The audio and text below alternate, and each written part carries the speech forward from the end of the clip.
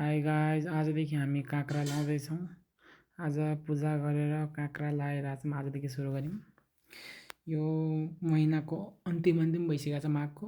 यहाँ हामीले अब यहाँ नर्सरीदेखि काँक्रा यस्तो ट्रेमा राखेर यो कति 25 दिनको भइसक्यो काँक्रा, समथिङ 25 देखि 30 दिनको भइसकेको छ। यसरी ट्रे समातेर हामी खेततिर लाग्यौँ।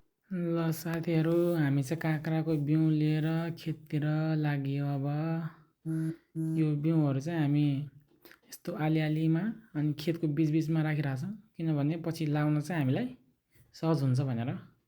त्यसरी हामीले यो पहिले खापिल्टो पारेर यसमा मल मिसाएर ठ्याक्क एक साइजको बनाएको छौँ। यसरी नै एउटा एउटा गरी यहाँबाट निकाल्दै रोप्दै गर्नुहुन्छ। यो चाहिँ हाम्रो भाउजू यता हेर्नुहोस् त। भाउजू चाहिँ हाँसिरहनु भएको छ। यसरी नै एउटा एउटा ट्रे समातेर आफ्नो ट्रेमा सबैले उन्ट निकाल्दै हाल्दै गर्नुपर्छ। धेरै गाह्रो हुन्छ हो साथीहरू खेतबारी गर्नु। काँक्रा सकेर हामी फेरि काँक्रा ल्याउन आएको छौँ। अब म अनि अगाडि फुपू हुनुहुन्छ, हामी काँक्रा लिएर जाँदैछौँ। अनि भाउजूहरू चाहिँ काँक्रा लाउँदै हुनुहुन्छ।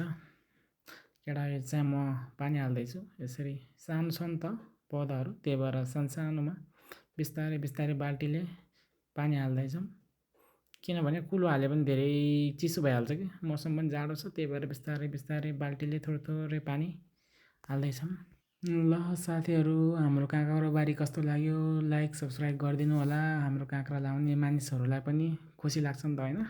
हस् ल, धन्यवाद छ धेरै धेरै हजुरहरूले भिडियो यहाँसम्म हेरिदिनु भएको छ। लाइक सब्सक्राइब गरिदिनु होला। धन्यवाद।